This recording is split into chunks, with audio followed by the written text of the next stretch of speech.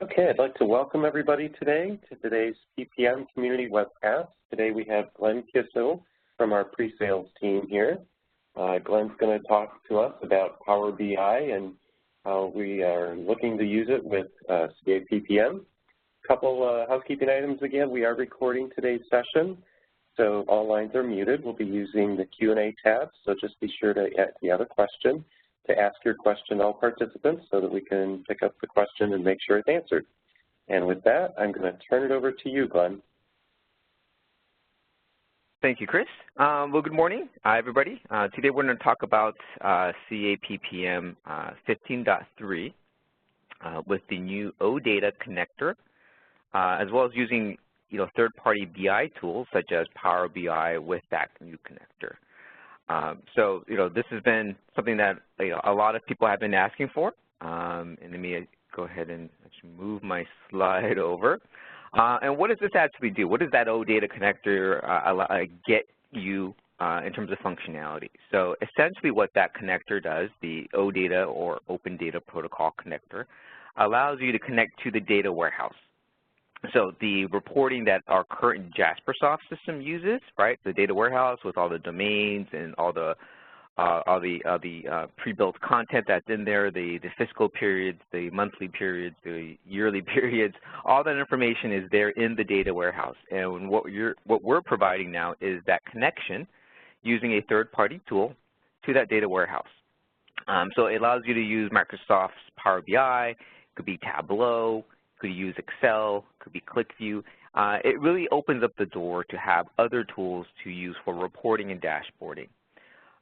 So although this is kind of what it allows you to do, what it's not a replacement for JasperSoft, right? JasperSoft is still the actual sort of transactional reporting, where if you wanted to do a 100-page report across all projects or timesheets, right, that's still going to be using a JasperSoft tool. These actual reports from a business intelligence perspective are usually very much high level. They're really visualizing large pieces of data into graphs and charts, at a higher level. They're not really meant to print 100-page reports. There is a question here, does it get access to the transactional database? It does not. It's only to the data warehouse, right? So the OData connection, you need to have all that built within the data warehouse. And if it's in the data warehouse, you can then connect to the OData. With OData, you can connect to it. So what does it look like? What are some examples of what this is, a particular Power BI as our prototype? And it's basically giving you interactive reports and dashboards. And instead of showing you a screenshot, let me just actually kind of show you a couple of examples. So these are all just basic prototypes that's been developed by the pre-sales organizations. And all of these dashboards are always fully interactive. So as I click on a particular project or particular group, you can see the information refresh automatically within the screens themselves, right? So whether this is integrated with Agile Central or our Agile Management tool, or if I want to be able to look at information based on resources and resource hours, all these reports and dashboards can easily be configured, where if I click on just the Chicago projects, it just filters for that. Finally, want to look at contractual employees or contractors, we can do that as well. So just very easy ways to get access to information very easily without actually having any training. And that's the key thing, is you can publish these reports out to your users. And basically based on the information, they can go in here and they can look at the information, they can play with it, right? They can really get into just what information that they're trying to analyze and very quickly get the information. So those are just a few examples of what you could build in Power BI leveraging the OData connector. Okay, sounds great. So how does this actually work like how do you actually get access to it, right? So first, there's a couple of things that need to happen. You need to be on 15.3. The second thing is you need to actually open up a ticket to our support group to create an environment so that you can get access to that connector. So there's sort of two tickets that need to be created. Once that ticket is created, it will take some time for them to provision your OData access, and they'll typically provision it in your dev environment first, so that you can do your testing. You can actually then start creating your reports, and obviously once that's been validated, then it will move over to your production environment as well. Once that environment has been provisioned, there are a few security rights that have been introduced. So there is a new data warehouse OData navigate right that you would need to grant to whoever is going to manage the OData connector, or whoever is going to be connecting to the data warehouse. So as an example, if you've got a particular Power BI report writer that needs to access the OData connector, they will need to be able to access this particular security setting so that they can get the actual user ID and password. So this is just something that you can grant. What this means is that you don't have to have the administrator or you don't have to have the report writer have full admin access. They can only access potentially just the OData service and not manage the actual PPM application. So once that service has been provisioned, once the security right has been granted, they're basically going to be able to have this URL that points it to the OData instance, as well as a username and password to get access to the data warehouse. And that's pretty, and I'll show you where you can connect that within Power BI and where that exists within PPM. So how does the information flow from one system to the other? So obviously there's a couple things, and this is pretty straightforward for anybody who's using PPM today, is that you have your objects and your attributes where you can create new fields, et cetera. And there's a flag when you create a new attribute that says include in the data warehouse. So as long as you are including your new attributes into the data warehouse, right, they will then populate into, when you then repopulate the data warehouse, they will then populate the tables. And then there's actually a second job that needs to run to sort of synchronize the data warehouse with the OData schema. So there is a job that you can run and schedule, right, that basically syncs the two. And this is only really needed when you're making changes to the data warehouse. So if you're adding new attributes, if you have some custom objects that you've created and are loading, then you would need to rerun this job to get those two back in sync. Okay. All right, so how do you connect to OData using Power BI? So let's go ahead and actually dive into this. And what we're going to look at here is in PPM, under the admin, general settings, once you have that security right and your environment is provisioned, it will get you to this screen. And essentially, you're just going to copy and paste this particular URL, the username and password. So let me go ahead and launch Power BI. And for those who haven't used Power BI, there's actually two components. There's the desktop, which is a little bit more of a, I don't want to say power user tool, but it's more of a, where it's an application where you can actually create and modify your dashboards.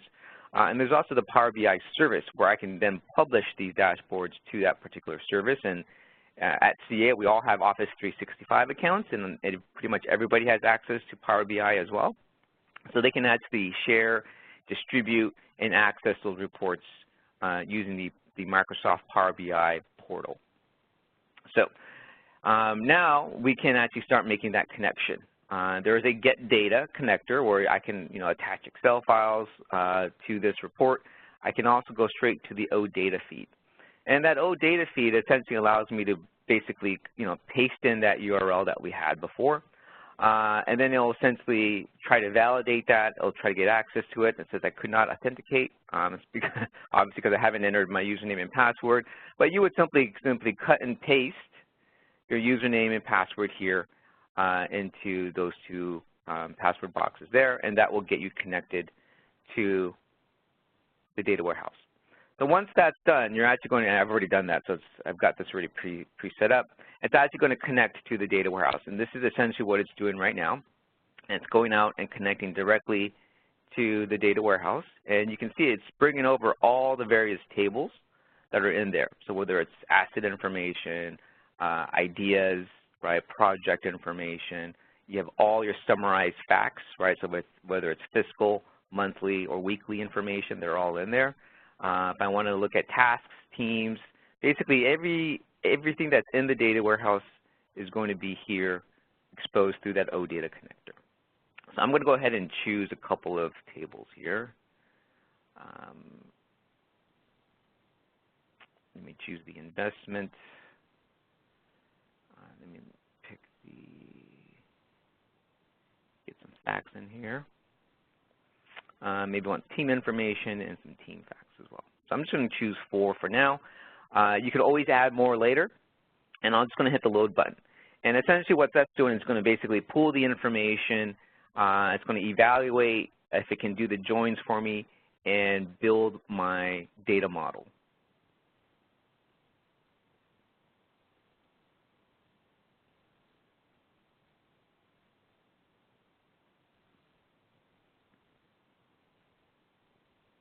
Okay, so now it's done. So over on the very right, you'll see that there's those 4 tables that I just selected are now in my report.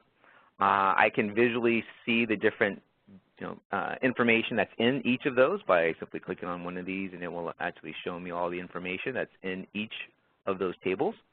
I can also see the joins that it had done automatically for me based on understanding the relationship. So they knew how to make joins between the investment keys here, between the teams here. So Power BI is very nice, and it's great that it's actually doing all my joins for me based on these relationships. So now you can actually go in and start building your dashboard. So as I built some of these other prototypes before, it's the hardest work is actually just getting the information and understanding where it is in the data warehouse. The actual process of creating these dashboards and visuals is actually pretty straightforward. So as an example here, if I were to start creating a dashboard as an example, maybe I want to look at, actually before I do that, let me just show you a couple things on the actual data model itself. So I've got investment data, some facts in here. If I wanted to, you can actually go in and you can join other things. So if I wanted to actually join an Excel file, maybe it's something from finance, right? You can do so, or if it's from HR, or if it's from a service management tool. If I wanted to, you can even just create your own tables in here as well. So you can actually go in there and basically create your own table that you want to attach to this particular dashboard. We can also edit the tables themselves as well. So they're called queries, so we can edit the query itself, which means if I go in here and maybe there's something in here that's not formatted correctly, or I want to change the information. So as an example, goal here, I didn't actually bring in the lookup table, so it's just giving me the actual ID or the key. But maybe I want to go in here and I want to just sort of, you can go in here and basically, do like a find and replace. And you can go in here and basically change the information very easily. So you can do that directly through the queries editor. Okay. So now let's go ahead and actually go and start looking at how to build a report. So right now, I'm just going to start clicking on a couple of attributes. We'll look at investment name. Maybe I also want to see what goal they're aligned to. And as you can see, as I click on that, it's actually building a table for me already. And maybe I want to kind of go down and we'll take a look at some of our summary facts.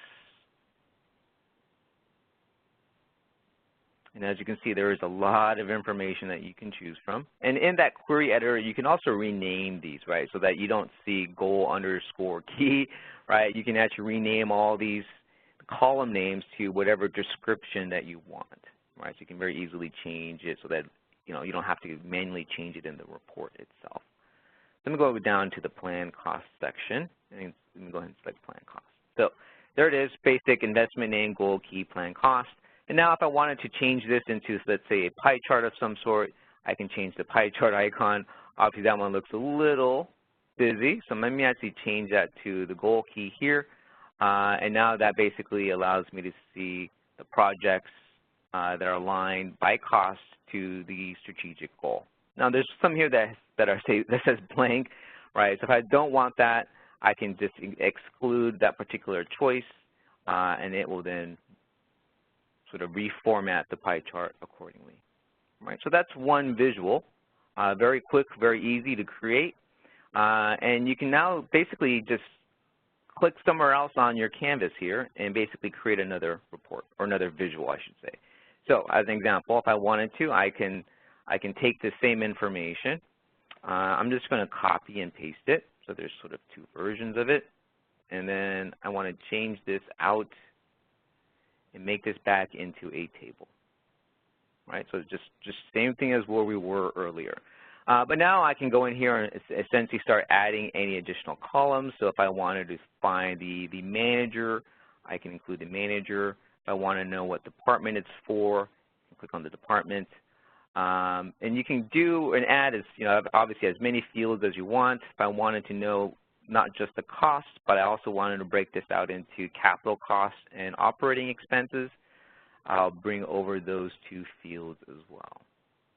So now this grid view here is going to look quite a bit different from a formatting perspective. And I'll just click and drag these fields down to whatever order that you want. So now in this sort of two sort of visuals that I have, if I click on one, it will automatically refresh down below. Right, so now it's looking at growing the business. If I choose maintaining the business, then all the projects that align towards maintaining the business will also be in here as well. Right, so very quickly and easily, as you select one, it will automatically filter the other as well. So there's other things we can do with this information as well. So if you wanted to create any kind of summarized visual, actually while I'm here, let me go ahead and do that. So then maybe I want to see what's my total cost, what's my total spend. I'll just choose this plan cost. Oops, didn't hit that, need to uncheck it. And I'll do capital costs, and I'll reformat this here in a second. They're just currently bar charts. And operating costs. So they kind of looks a little weird here, but I've got three charts, and I'm actually going to make these into, they call it a card. Essentially, it's just a summarized number of information. So these are the actual three things that I chose, which is the plan cost, the capital cost, and the operating cost. Now, I probably spend most of my time formatting these boxes more than actually creating the report itself. So getting the boxes aligned correctly, and there are tools obviously to allow you to go in here and make sure each box is the exact same height, the exact same width, et cetera, that you can actually format these all here as part of the formatting of these individual cards. But now as I select one section here, like growing the business, then automatically now my plan costs, capital costs, operating costs, they're all going to automatically also refresh based on my selection. Very quick, very easy in order to do so. So there's a lot of options here within Power BI to make these things prettier. You can change the label. You can get rid of the label if you don't want that to show. So it's just very straightforward to go in and make any kinds of changes, give it my own title. And this is going to be OpEx.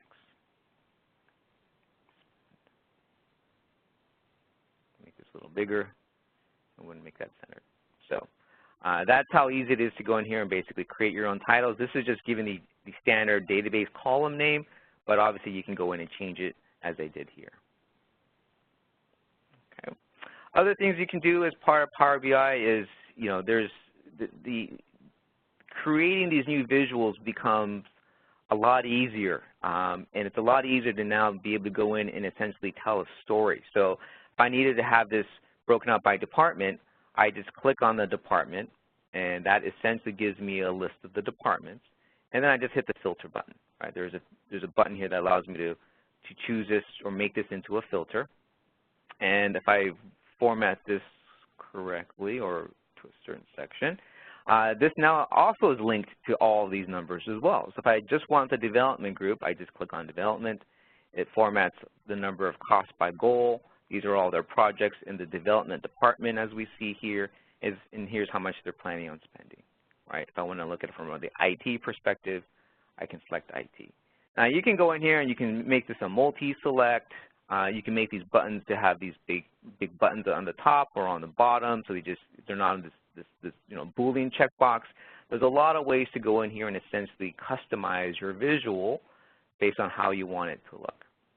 So let me just go ahead and create one more, and we'll publish this, and we'll also take a look at some of the capabilities within Power BI itself as a service to do some, some natural language querying capabilities, as well as creating some other dashboards. So let me go ahead and just start by creating maybe a basic chart. So let me go ahead and start back over. on the investment side. And let me just get department.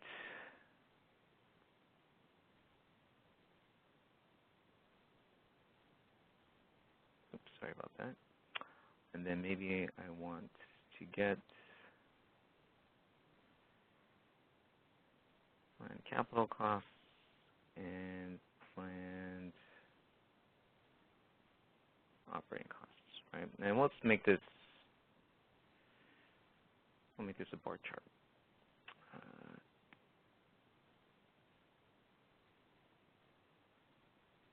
think that's fine. So, as I mentioned earlier, I spend most of my time trying to format these things and make it look pretty, rather than actually going in and actually making the information. So now I've got a chart that's basically stacked with capital costs and operating costs, and obviously the total bar is the total spend, and this is broken out by department. So as I select, once again, if I select just IT, it filters just for IT. You can even do the same thing within the graph itself. So if I just select IT, right, it will just highlight IT, and it will refactor and reformat all the other visuals accordingly. Okay. So pretty straightforward. As you can see here, just creating this report with these cards, these metrics up on top, a couple of graphs, a filter, like a portlet section down below that's got all the details behind it. All right, you can go in and create multiple pages of dashboards as you need to. And that was all done relatively here in like less than 10 minutes. So the power of this OData connector is it's giving you all that access to all the information that's in the data warehouse. It's going to allow you to, or Microsoft Power BI is going to do the joins for most of your tables automatically. And then it's just up to you to create that dashboard, to create that story of what your executives, what your management team wants to see. So pretty straightforward, it's actually pretty easy to use. So now we can actually go ahead and publish this. I'm just going to hit this publish button, and it says, oh yes, I do want to save my changes. We'll just call this Glenn's example.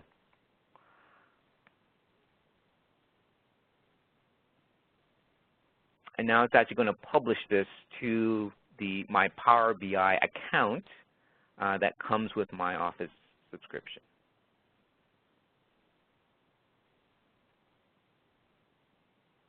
Okay, so now I need to, let me go ahead and log in.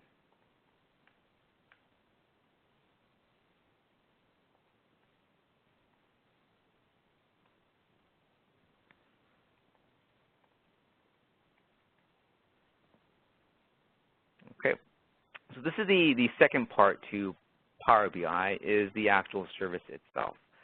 So this is essentially where I can now, once this is published, I can essentially share this with other users. People can subscribe to this dashboard, so if there's any changes to it, they can get notified. You can even create alerts. But in the actual service itself, you can actually take multiple dashboards or multiple reports and create a dashboard from it. So these are actually a dashboard that if I click on one of these as an example, it takes me down to that particular where that information came from. So these dashboards will allow you to aggregate multiple sort of key metrics from all these other reports, and if somebody wants to know, which projects are late, they can simply click on one of those cards, and it will take them directly to that particular report. In these dashboards, you also notice that there is a little sort of natural language query section here, where you can essentially start asking the system, how many projects are late, as an example, and it'll bring up the late projects report. Right, so it's got that AI intelligence to sort of parse out as you ask it in a natural language. It's trying to understand what is it that you're trying to retrieve. You can do other things such as, let's see, show investments. Let me just click on that. Maybe the manager. Days late. Oops, forgot my comma. Days late.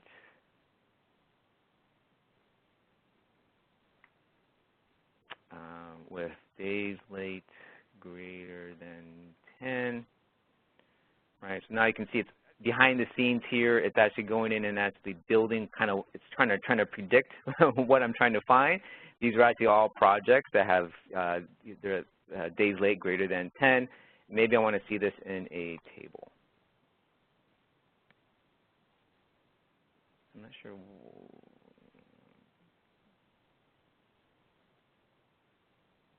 I'm trying to get rid of. Okay. So now I've got that information in a table. If I wanted to change this, maybe I want to see it mapped visually in a different format, so you can now see it in a map. Maybe I want to see it more in a different chart. So basically, just by using a natural language sort of query, and these are just using the descriptors, you can get information out of these dashboards, and they can query the information. So it's very straightforward to use, and they're basically getting information that I didn't even create this map, right? So all the data is in the data warehouse, and as they're querying the information, then it's actually the Power BI service and Cortana and the AI that Microsoft's built. It's trying to understand what you're trying to retrieve, and it's providing you with an option. Okay. So I did definitely know there's probably going to be a lot of questions. That's sort of, at the sort of the 30,000-foot level, showing you how you can get the OData service connected to your environment, how you can now get access to that, and we're within Power BI to get that connection. And basically, I just barely scratched the surface on how you can create reports within Microsoft Power BI. So let's open it up for questions. I'm trying to find my questions. Yeah, it looks like we do have quite a few questions in there. You want me to go ahead and read them off, Glenn? Yeah, I'm trying to find my, there we go, my WebEx Q&A panel. The first question is, does it give access to the transaction database too? It does not. So it's strictly for the data warehouse. Okay, next one is, some customers have data warehouse internally, which has data coming in from multiple data sources, and CA PPM is one of them. Can this be used to replicate the CA PPM data warehouse schema into their local data warehouse? As long as it can leverage an OData feed, absolutely. So the OData could be used, even in Excel, right? So as long as you can connect to your internal data warehouse or data lake, whatever you're using, if they want to connect to our data warehouse to then extract the information to replicate what's in there, absolutely, you can use the OData connector for that. Okay. Just to confirm, OData is available on-prem and on-demand, and not just on-demand? I know currently it's on-demand. I'd have to double check. Okay. Let's see. There's someone, let's see. I followed the steps shown here, but in Power BI, when I try and get data and select all tables available, it fails. It either instantly loads or says there's a problem with a previous table.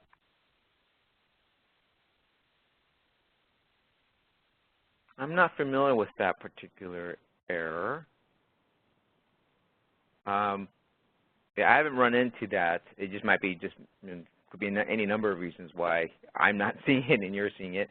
That will probably be something that you may want to simply talk to support on to see if they can at least troubleshoot what's going on with that particular load. Obviously, you don't want to load all tables all at once because it's going to try to bring that information down to Power BI. So it's, with Power BI, you want to be selective of which tables you choose. You don't want the entire data warehouse being dumped into Power BI. Okay. Next one, will I be able to pull time-scaled values, like a report that can provide me the team allocations by month for 1 year? Yes, yes. So that's, you're definitely going to be able to get your resource information, kind of like what we have here. Even in this report, that's basically got resource allocation hours, and this is by fiscal month, by role. So this is, you're going to be able to get all the time facts, whether it's weekly, monthly, quarterly, both calendar and fiscal. Okay. Period. You will probably might not be able to answer this, Glenn. This person that says, my main interest is to understand if this is something you'll provide in other products groups as well, looking at service management in this particular case. Do you know anything about that or who to contact? I don't know, Glenn, have you heard of other groups like service management using Power BI? I don't know if they are or if they are not. Okay. But that's something that we can definitely get in touch with the right people. Yeah, what I would, to this individual, what I would do is go to the service management community and post this as an idea. Carol Pickus, who is the product manager who works with the ideas in service management, she's very good about picking these things up and responding to them. So I would post this as an idea in the service management community. Is there any kind of governance in place that restricts how much data can be pulled from the CA PPM data warehouse to Power BI through the connector?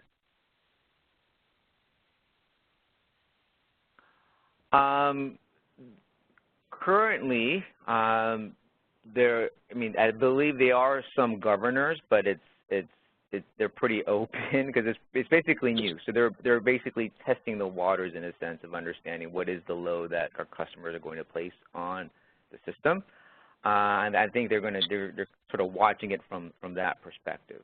I know Power BI as a service has governors in and of itself. So if you're on the free version like I am, there are some governors even within Microsoft Power BI. So I would be more concerned about the Microsoft governors rather than the data warehouse, because I think the Power BI governors are probably more limiting until you upgrade to their quote-unquote pro level, which is an additional subscription. Okay. Let's see. In what situations would you advise using JasperSoft? In which ones would you advise using Power BI?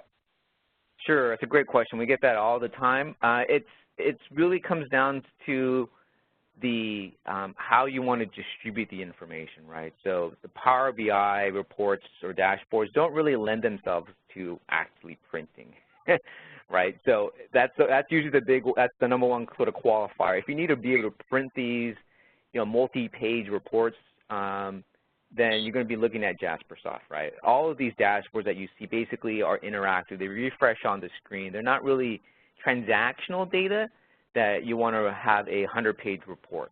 They're usually very summarized, highly visual, highly interactive. So, the Power BI itself can be shared onto, they have a mobile app, they have tablet apps, right, cross-platform, et cetera, iOS, Android. So you can really publish these to those devices. You're still going to have to use JasperSoft if you wanted to have a report that then outputs to PDF, right, or to Excel or to PowerPoint. That's not just a one-page snapshot. Hope that makes sense. Okay. And we have quite a few questions coming in, folks. We'll get to as many as we can. Again, please ask your question to all participants, because if it just ends up in my queue, I probably will not see it because I'm not looking at that queue. Let's see. How do you publish the BI reports into PPM? So maybe you just kind of answered this. Yeah, this one here, so we probably don't recommend what we're using here, and the way that you're seeing this on the screen right now, where it's actually embedded as a portlet within a tab within PPM. Power BI as a service has the ability to share,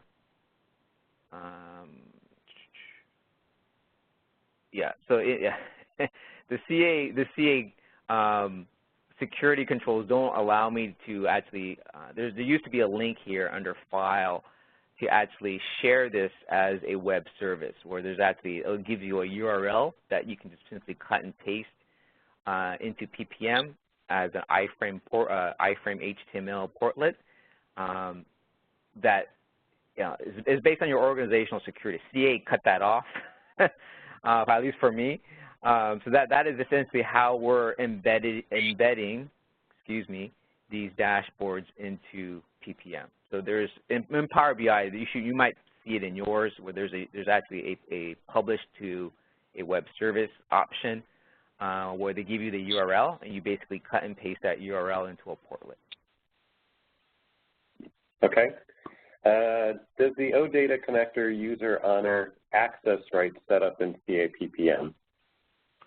Good question. It does. So the connector itself, let me take a step back. So the credentials here as the report developer, right, that you're getting from the actual service itself, that's going to give you access to the whole data warehouse. So right now, a report developer is going to be able to see everything in the data warehouse, right? So that's typically what happens. We are working to get that a little bit more controlled and give you some more options there. And then secondly, I didn't actually go into this as well, but there is security at the row level based on who's accessing that actual Power BI report. There's actually a new field called the BI user ID on each resource's profile that basically allows us to know what's their, sort of their like as an example, what is their Microsoft Power BI login, right? So that we can understand who they are. And when they log into Power BI, we can then apply the appropriate OBS security so that their visuals will automatically filter down to only what they have access to in PPM. So the users themselves can be, you can secure their views based on their security in PPM. Right now, however, the developer access obviously is going to get access to the entire data warehouse and all the data within it. Okay. And I think you covered this, but we viewed Power BI here, but OData can be used with other tools as well, correct? Like Tableau? Correct. You can use it with Tableau. And I don't have Tableau on my machine, but you can obviously use connections to Tableau and connect, the data warehouse to a Tableau book and add your sheets as you need to. This one is referring to a screen you are on. I'll just read it off. This view on the screen now, how do we define or set it up in our instance? I create in Power BI this view. How do I have it appear in the screens in my tool? Yeah, that's probably similar to the how to view the information as a portlet. And there's a sharing option in Power BI. In the previous versions, Microsoft recommended not using it because it was not an authenticated URL, right? So it was just a blanket URL that basically anybody could access. So I'm not sure if they've made any changes to that or those URLs will require authentication in order to retrieve the information or not. But I know in previous versions, Microsoft had a little warning, basically don't use this because it's not authentic. There's no security on that URL. Anybody can access that. So. Okay. Let's see. Can you simulate the portfolio waterline and have plans comparison? Can you simulate that's a little.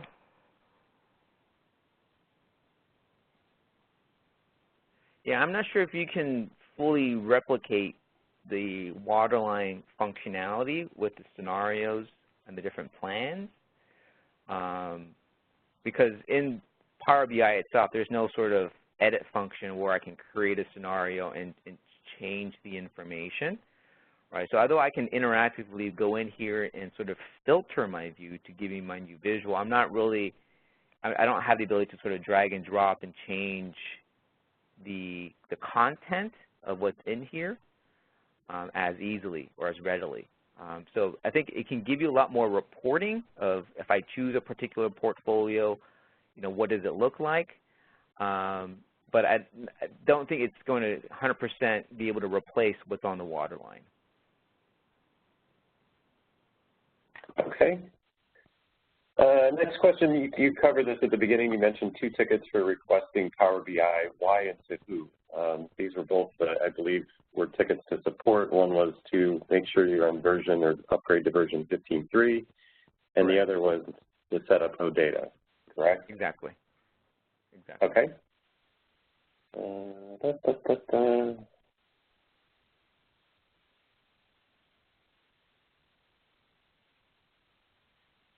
According to your experience, is it easier to create reports in Power BI compared to Chat? For visuals, absolutely. For a report like the project storyboard report, probably not, right? Just because the delivery of these dashboards or these visuals is kind of almost a separate audience than a traditional report that you would go in and print. So from a a creation of these views is absolutely a lot easier in Power BI. I've only briefly played with Tableau. And Tableau has even more power. It's a little bit more complex, but again, it does have that sort of a readily easier use than creating a Jaspersoft report from scratch. But again, they're kind of apples to oranges because in Jaspersoft, we're really creating a hard copy multi-page report where these dashboards are really simply a single page, single screen that I'm interacting with. Okay. Can you use Power BI to create a Gantt view? Yes, they actually, and I didn't cover this too much, but within Power BI, there are many different visuals in here, and they actually have a number of different custom visuals, and we've created some new prototypes of some additional views that have Gantt charts. But there's a lot of different charts that you can add. These are the ones that you see up in here come from Microsoft. But they have a lot of plugins from other partners to have other kinds of charts, right? So if I wanted specific Gantt charts, calendar views, etc., they do have multiple choices. And here's a Gantt chart, example of one. Okay. Do you have a list of tables that make the most sense for Power BI to use for Power BI, since we don't want to pull over all the tables into Power BI? Yeah, a lot of it is just going to depend on what information you want to build for a particular visual, right? So in this particular one, I really only used those first two. I didn't really even touch the team here, although I could have, to get more resource and role level information in my dashboard. But I only use the investment and the investment summary facts. But you don't need everything all at once. It's just like the domains that we have. We have like a timesheet domain. We have a financial domain in Jaspersoft where you kind of choose one to get your area of focus for reporting. We always recommend the same thing with using Power BI, is to simply pick only the table that you need for that particular visual. You can always go off and create a second report with different information, but choose different tables.